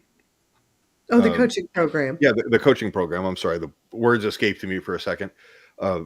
Is there anything else that's exciting going on in your life? Shows that are coming up, different events that you're doing? I'm doing the Hypnosis conference in Orlando. Okay. In May 15, 16, 17th, and I'm teaching a hilarity and hypnosis class. I think I'm teaching another, just a 1 hour, 2 hour thing at Hypnothoughts. Other than that, I keep busy. So, I'm not this mega hypno junkie. I go to the big shows when I can. The one in Orlando it's close. Right. But between, I'm also president of my condo association at the nudist community. So that keeps, wow. In retrospect, I should have done that first and then done comedy. Because there's always some amazing things that people do. But yeah, so I keep pretty busy between all that. How did you get that stuck in? Never mind, I don't want to know. With the community? Oh, yeah. So as part of my divorce package, I got this commercial building, and one of my tenants wanted to buy it, and it was an opportunity to never set foot in that town again.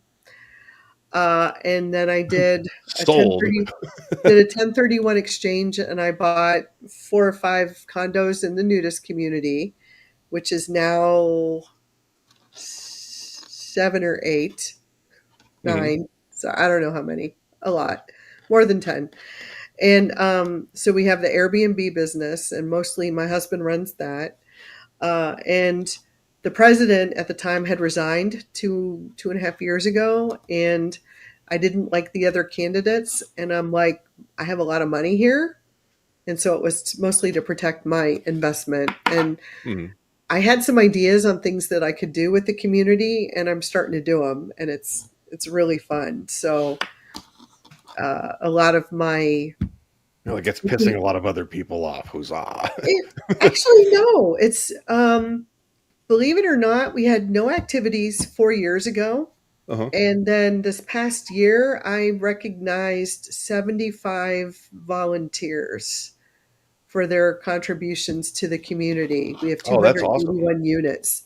281 units and 75 volunteers. That's, like a third of everybody is doing something, whether it be playing music or painting the dumpster, cute murals on our dumpster walls so that they just don't look so crappy. So Mm-hmm. planting a garden. I've had the artists painting picnic tables. So I do a lot of good, cool things. And then my husband and I, we plan probably 25 events for the community a year between golf cart parades and potlucks. Oh, nice. And so, yeah, so it's a pretty active, like right now we have a big weekend. We have a golf cart parade, Good Friday, and then we have 2 or 3 potlucks going on Easter Sunday. So, So I imagine yeah, so I do. a lot of golf carts have the cloth seating instead of the vinyl. Actually, no, they're all vinyl. But Oh, because I would not want to sit bare-assed on a golf cart seat sitting out in the sun. well, I mean, as nudists are very clean people. They have a tushy towel, and so they take their tushy towel wherever they go, so that they're not sharing in that way. Yeah, so between the hypnosis business, my Airbnb business, and the community, see, like I wouldn't realize how hot it gets in Florida. I'd fly from the Pacific Northwest and be like, "Oh, here, yeah." We jump in the golf cart and be like, "Who's cooking bacon?" Oh my goodness, it's my sausage.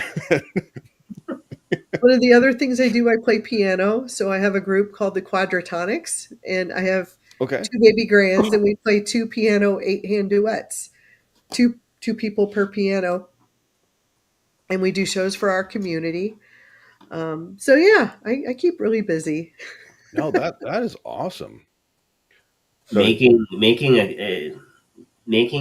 the effort to have a community come together is huge, and it's not easy. I know this because it's with 28 school divisions to create an IT community. It was like herding cats for about Yeah, 5 years before everybody kind of said, you know what? If we just do this together, it'll be a whole lot easier and a whole lot better for everybody. And after that real revelation, all of a sudden, hey, there's ideas flying and things, people that want to partner together, do this, that yeah, I totally get where you're coming from, and I also chair the association, so and only because my uncle retired and looked at me and said, "You're it." So, oh, yeah. Shawn wasn't fast enough for the 1, 2, 3, not it. I make it fun. Even like our board meetings, I infuse jokes all the time. I'm like, hey, everybody, let's give it up for the best board in your price range. We're all free. And, Yeah. And so we just have fun with it. It just makes it easier. And, I have a couple of pain in the butt residents, but they're in the minority for the most part. Most everybody's pretty happy. My whole thing is, if it's not fun, it's not worth doing. And putting that fun in everything just makes such a big difference, and that people are excited to be a part of it. And Clarence says, "Oh yeah, Easter is coming up this weekend." I'm like, "What's Yeah. Easter like in the nudist camp? Is it like dodging a bunch of lightning bolts?" Well, hiding your Easter eggs is a whole different connotation.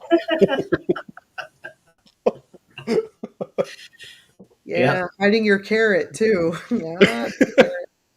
Oh God, there's a completely inappropriate Easter bunny joke, but I'll have to I'll just text it to you. Well, actually, the parade is one of my favorites because all of the children's music for Easter, like we're going on an Easter egg hunt.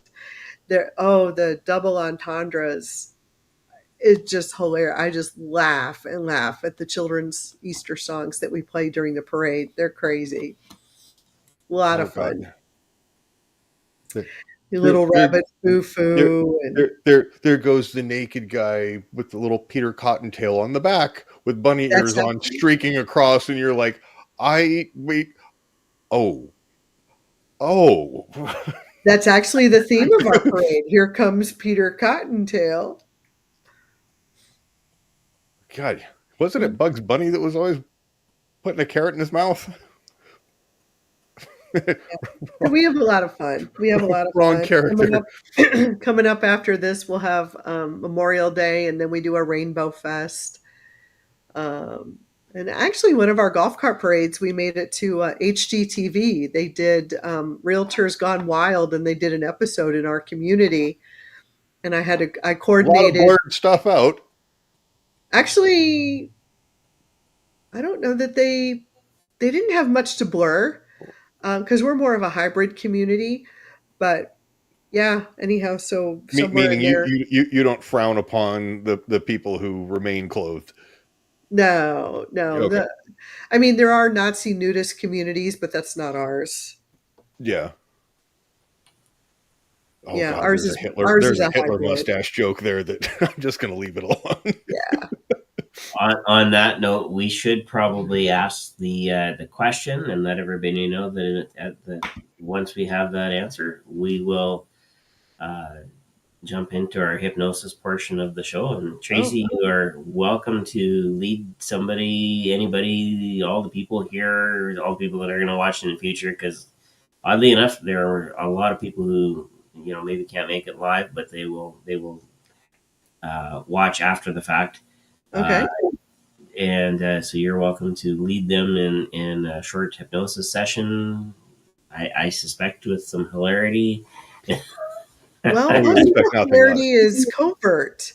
The most of the hilarious stuff is in the waking hypnosis. So I'd be more than happy to do that absolutely in lieu of a traditional hypnosis session. Absolutely.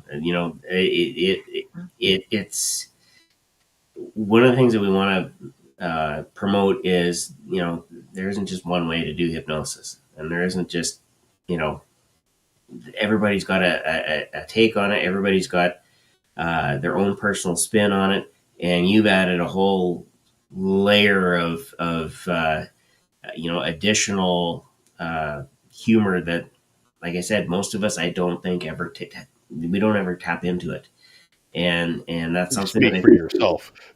Well, I look serious, but I do have a sense of humor. I can't let it out for at least 2 more years. So, per the terms and conditions of his probation. I prefer to think of it as a contract, but for contractual obligations, that sounds so much better. I'm going to include that on my dating profile. Anyway, Brian, we need to ask the question. All right. True or false? Upside down pineapple belongs on pizza or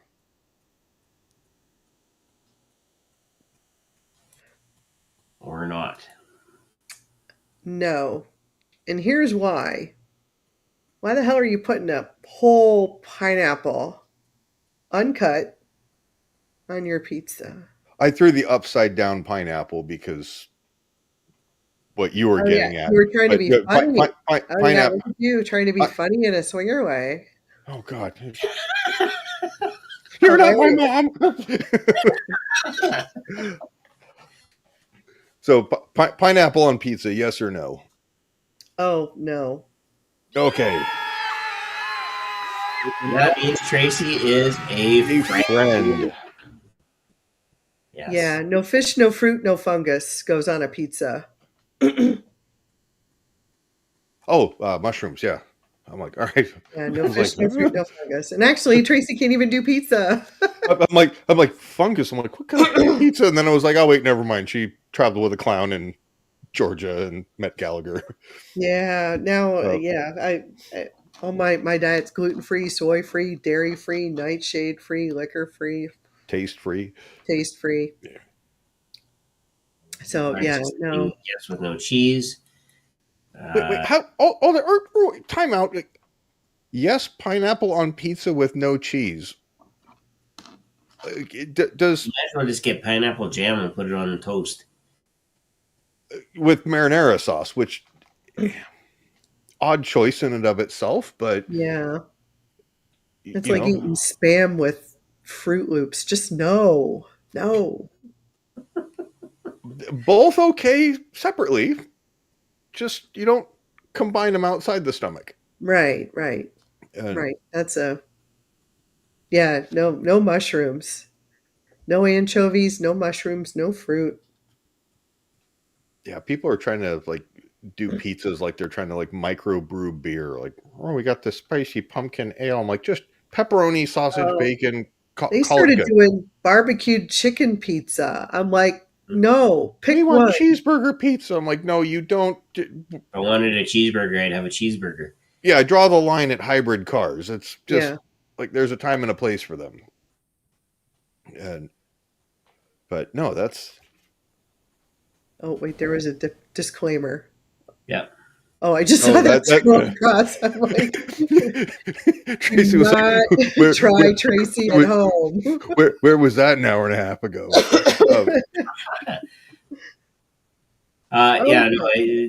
basic disclaimer for those of you that are listening to this after the fact, as we edit it out and put it out as an audio podcast, and for those of you that are watching later on, and for those of you that are watching now, hypnosis does rely on focus, and so if you need to focus on your current circumstances, i.e., you're driving, you're cooking, and I did have that on a TikTok video once, where I made the joke, if you're um, if you are actually chopping vegetables, and she's typed back right away, actually, I was cutting the broccoli. I said, well, then don't listen. But if you're driving, you're cooking, you're doing something that requires your attention, please do not watch or listen to this part of the podcast. And, we just want you to be safe. So get yourself into a nice, comfortable position, because I believe Traci is going to uh, lead us in a little bit of hypnosis and hilarity. yeah, get yourself in a position and keep in mind that Well, if she says sleep and you slump over, we are not in any position to help you or know that. so let's get some suggestions from the people in the chat. Because I like to make stuff up. So go ahead and just put in the chat.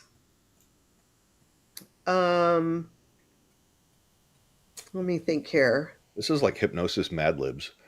It is. It is. That's my whole life is a Mad Lib. Give me a couple of activities that you enjoy doing. And I definitely want to see something from Becca Rose, because she's been so busy with comments all night. God bless her. Stuff that you like to do. And I'll go ahead and create an induction around that.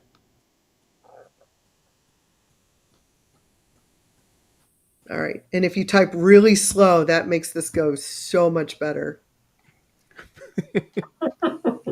I was working with Grant earlier today, and I mentioned to him, because we were trying to move some files across. I said, Oh, that's why you didn't answer.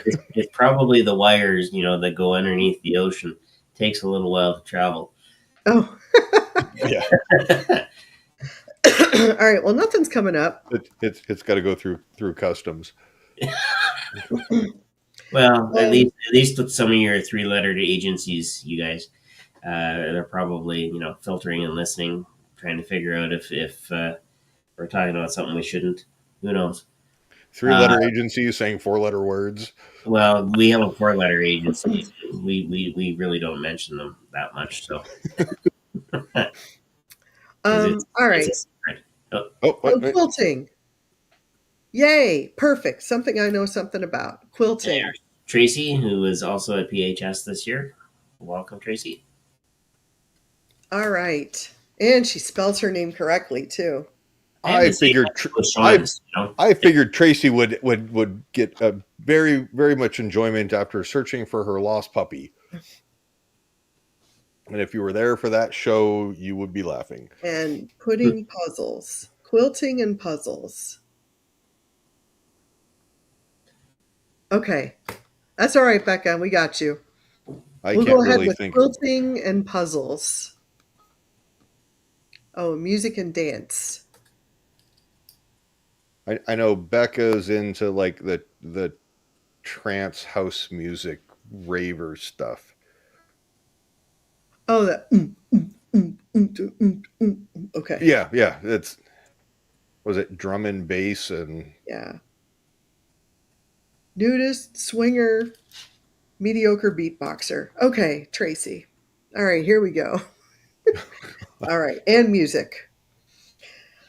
All right. People of all ages, this will be a session incorporating quilting, puzzles, music, and dance. DNB girl. What is DNB? Drum and bass. Oh, drum and bass girl. Okay. Thank you.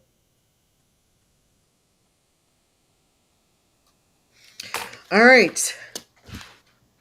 Go ahead and stop reading the disclaimer. Go ahead and take a nice deep breath in. And when you exhale, when you're done laughing, then you can start exhaling the crap you don't want. But, Traci, I promise you. So you've heard of my friend's retired drug dog. He's a yellow lab. He's 10. You were like, okay, I want you to start by taking in a big deep breath. And I heard, as he stretches, he's on the floor in the office here. I heard that and I was like, please tell me we heard that on the microphone. No, we didn't. I just thought you were being a dick. No,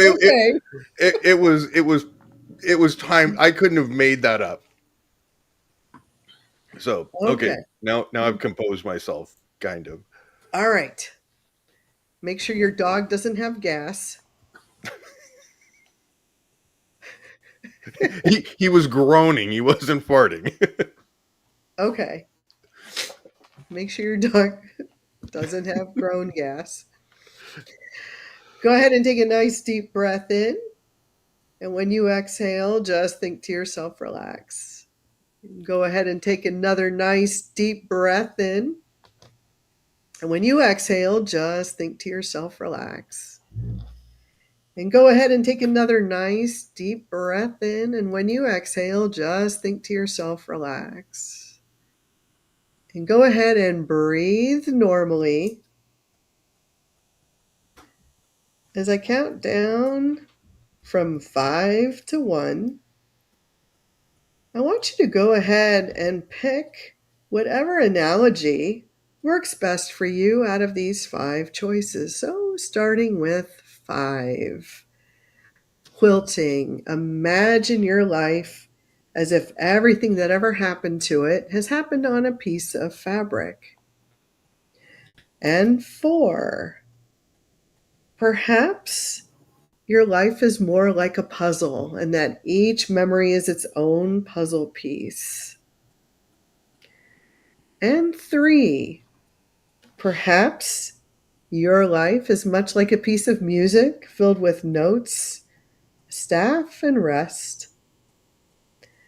And 2. Imagine that your life is a bit of a dance with different choreographies and different movements that go with the music you're listening to. Or 1, perhaps your life is much like a dog that groans.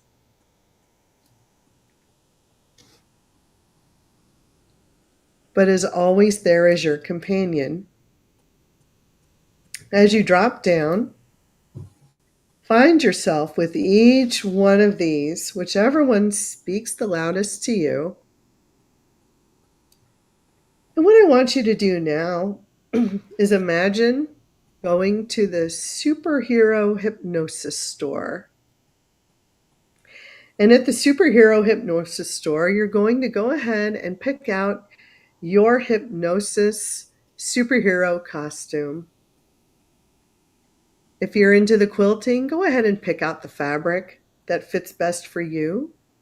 If you're into puzzles, go ahead and find the best puzzle pieces that fit for you. Because with every piece of fabric or every puzzle piece, there comes with it a special superhero power, talent, or gift that you already have or would like to have. If you've chosen music or dance, go ahead and pick those notes that make your superhero song complete or your superhero dance complete. And if you wish to add a dog as your sidekick, go ahead and do that now. And now go ahead, think about your superhero costume, your superhero hypnosis costume. What does it look like? What does it feel like? What are you able to do with this? Think about the abilities that you would like to have, whether it's reading people better, transforming them quicker, reaching more people.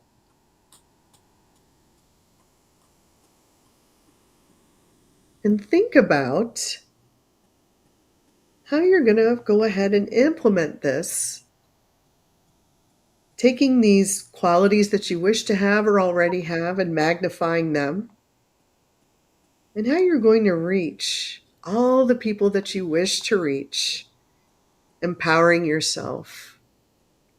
And in this moment, I'd like you to go ahead and think about 4 times in your life, one at a time. The first time will be a time that you were really, really curious about something, where you had to do research, where you had to learn all you could about it. Maybe it was with hypnosis. But go ahead and think about a time when you were curious. And now think about a time when you were playful. A time when it was just all about fun. There were no rules.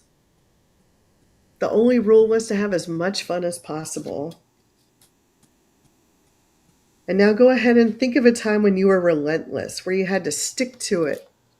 You had a goal to reach and you had to get through it.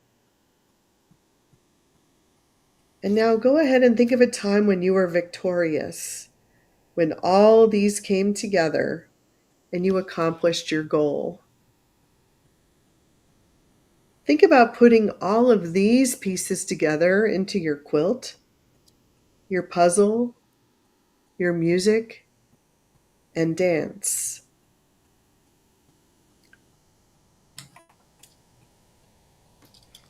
Think about how amazing it feels to be immersed in all the things that you love, pushing your limits, pushing yourself beyond your limits. Even though it scares you, just taking that little step over the line so that you can achieve your goals and your dreams, pushing yourself a little farther each day. See yourself living a life that you want, but maybe is a little scary, and using curious, playful, relentless, and victorious to push you over that line. Using those 4 tools to get you to live the life that you want to live. Acquiring the skills that you need to complete your quilt, your puzzle, and your song and dance. And when you have that down, go ahead and replay that vision of yourself helping others, sharing what you do best in hypnosis with as many people as possible. And go ahead and repeat this over and over in your mind as many times as you like until it's so powerful and so vivid and so real that nobody can take it away, not even you.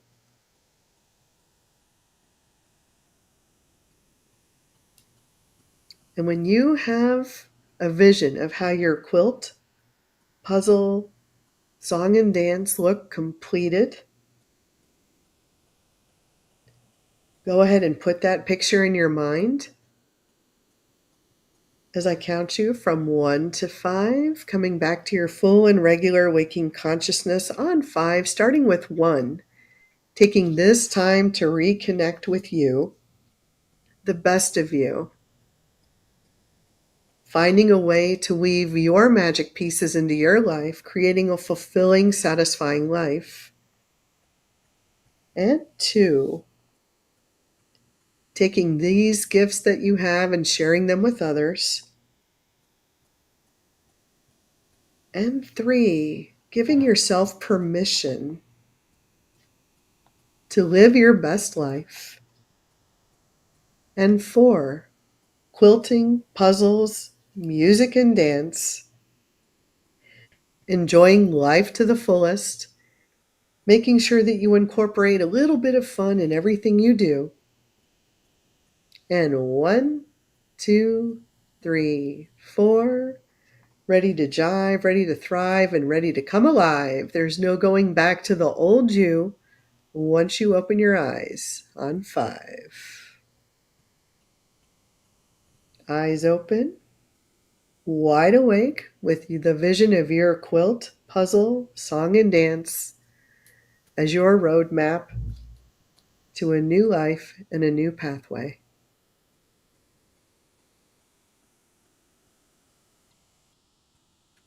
As you come back into the room, let us know how that was for you.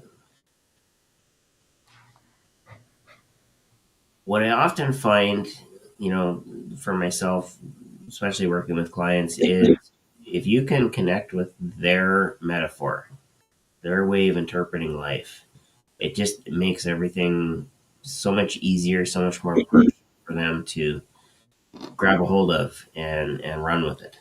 Mm-hmm. I did a whole session with a lady who was a costume designer for a cruise ship. And she couldn't describe her mother using regular words. And I said, if your mother was a piece of fabric, what would she be like? And she was like, oh my gosh, she would be the ugliest color crushed velvet with the holes worn. And I mean, she just went into it describing the fabric. It was wild. And then I did another one. I haven't done one with puzzles. I have done a lot with quilting and sewing. I did a hybrid of that, this Hypnosis Superstore with a lady who was a belly dancer. And I had her pick out her belly dance costume. And she picked qualities like vibrancy and shimmies. And she actually made the costume. Ooh. And we anchored it into, I think her words was happy turquoise. But she actually went and made the costume. And that was her performance outfit for a long time. So nice. Yeah. That's why I like to do creative inductions. Becca says, love it, feeling so good. Clarence says, thanks. Oh, you're welcome. Oh, and a superhero costume on Clarence. I love it. Love it, love it. Yeah, it is, again, it is always amazing to me because we all have our perspectives and our stories. But when two people can connect over the same story, that's when real power to shape our lives really takes place. Mm-hmm. All right. Becca says, Becca, go mix your DJ decks. Do it. Yeah, it's 3 a.m. It's early. You'll get a jump on. If you're inspired, do it now.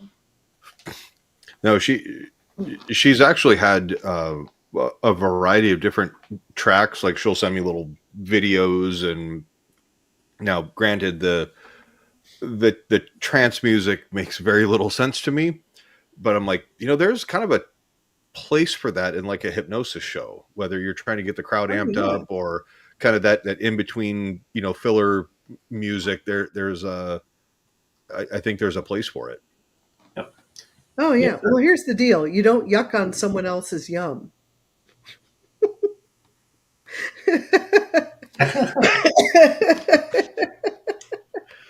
How do you say that, Brian? May not be your thing. It's not. No, what I was saying is I don't understand it, or like doesn't make sense to me as like a mainstream. I'm not saying that it's crap. I'm saying like I recognize there's a spot where like that could be used in a hypnosis show. Mm-hmm. So definitely was trying to be uplifting and encouraging on that. When you have something that's rhythmic and has a beat, people tend to, and I can hear speaking of, you may not be able to hear it on the microphone, but my oldest boy is a bass player and he's starting to strum on his bass downstairs. So it's probably... Is that a euphemism for something, Shawn? No, it's a euphemism for dog that groans. That's a callback, by the way. Come here, sir. Come on. That's a callback. Yeah. Oh, I know. I remember. But yeah,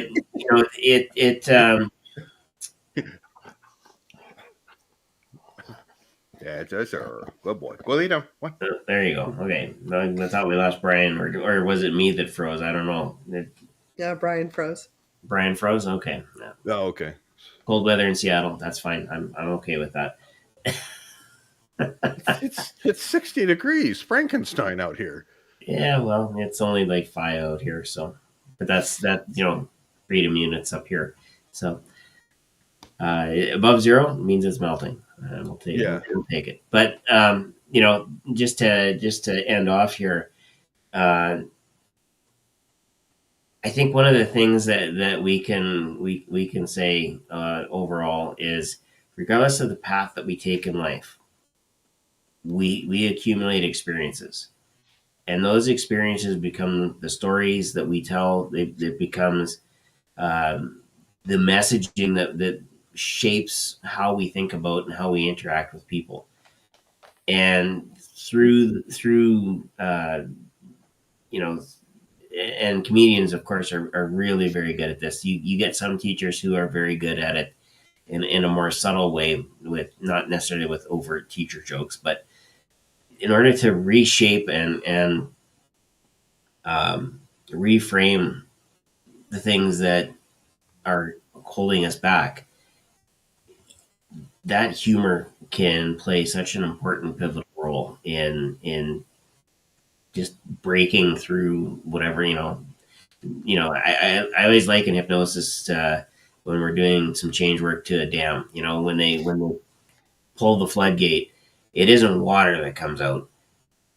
It's the gunk, it's the mud, it's the debris. It's all the crap at the bottom. Yeah, the fish that died, blah, blah, blah. And then all of a sudden, slowly, the water starts coming out, and then right away it's gushing. Well, if you can... And then out shoots Jimmy Hoffa's body. Mystery is solved. Yeah, and then if you can flow after that, then, problem solved. But in order to get to that, sometimes you need to take a good hard look at what's going on and do it in a way that's funny, lighthearted, isn't confrontational, because I think we've all had more than our fair share of everything being confrontational. So certainly that's one of the things that I teach is you can make fun of somebody in a bad way, but if you start with love in your heart and say, hey, look, I'm pointing this out to you because I love you and I want you to be better, not because I want to be mean and hurt you. That it's a different attitude where your comedy comes from. And I think people get that when they work with me, because I always have pretty much have a smile on my face, or a very straight face or I'll make a gesture so that they know that it's not meant to be mean, but it's like, here, here's a tool to un-F yourself. And sometimes just for purely selfish reasons, like I don't want to go walk around with my friend when he's got his barn door open, and it's self-preservation. But Yeah. when Wow. when life deals you that 10-2 off suit, sometimes your best play is to just bluff your way out. Mm-hmm. And there's a Kenny Loggins reference life lesson in there somewhere, but no, Kenny Loggins or Kevin Bacon? I was feeling it. Was it Kenny Loggins that? No, Kenny Rogers. No one to hold him, no one to fold him. That's Kenny Rogers. Yeah. Oh God, yeah. Okay, see, I failed.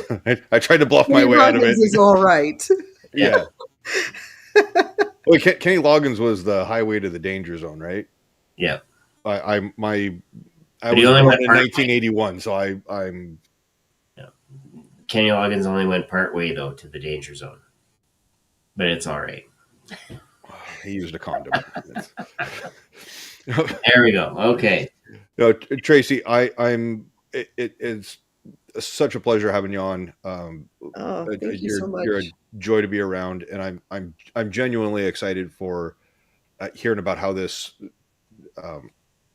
the training stuff goes with your friends and for the women's groups and stuff out there. And please, we should probably have you back on so that in the next 3-4 months or something like that, so you can give us an update on how those things are going and Cool. and things like that. So awesome, would love to. No, this was a blast, and who doesn't love to hear stories about your favorite nudist swinger hypnotist comic that lives in a nudist community? The one of the makes me want to visit Florida. Come on down. You can always tell who the Canadians are because it's like 30 degrees and they're naked, and like I'm in a part, I'm walking. Yeah, 30 degrees is only a little bit chilly. It's not cold yet. So yeah, it's tanning weather for you people up there, and it's nuts. I don't get it depends on what letter follows after the numbers. Yeah. 30 degrees with a C is like, oh, it's cooking outside. Yeah, but I'm assuming that Traci's talking 30 degrees freedom units. Oh yeah, for you guys when it's like, oh, it's 60 below zero. But yeah, it's a 90-degree shift. That was 2 months ago, 60 below zero. We're above zero now. We're good. I remember you were telling me you're like minus 40 is where it doesn't matter. It doesn't really matter. Yeah. It really doesn't. It's. Well, come visit me at Paradise Lakes. Paradise Lakes in Florida. In Florida, yep. Lutz, Lutz, Florida. I'll have to do a guest spot on your show or one of your events and justify flying down there. Be like, look, this trip paid for itself. Yeah, we'll give you the. I promise I won't be naked because your condo association would be like, Brian, the filters for the pool is just like. You know what? It's a beautiful day in the neuterhood. Mm-hmm. And on that note, we should probably end it off here. Join us before we all go to jail. Well, yeah, join us next week. I believe we have David and Gina from Workwell Hypnosis will be our guests. Oh, we got next week or next show? Next week. Next week, okay. Is the next show. And then we follow that up with Victoria Gallagher. So. Oh, yeah, because we had a bye week last week. Yeah, exactly. Okay. So, all good. We will see everybody next week. Traci, thank you so much again for spending some time with us. Thank you. And hopefully we'll be able to see you live and in person at PHS in January. And yeah, before that, like Brian said, let us know how things are going, and we can always have you back on the broadcast. If you get something out in Vegas or something like that, let us know. I might be able to jet down there. Okay. So perfect. With that, Becca, here's a couple of snaps. Just ready, feeling good, feeling wonderful. Absolutely, just rest and relaxation. Go to sleep and good night. All right, and as always, we ended off with Jim's infamous saying, take care, stay well, and be awesome. Good night, everybody. Stay free.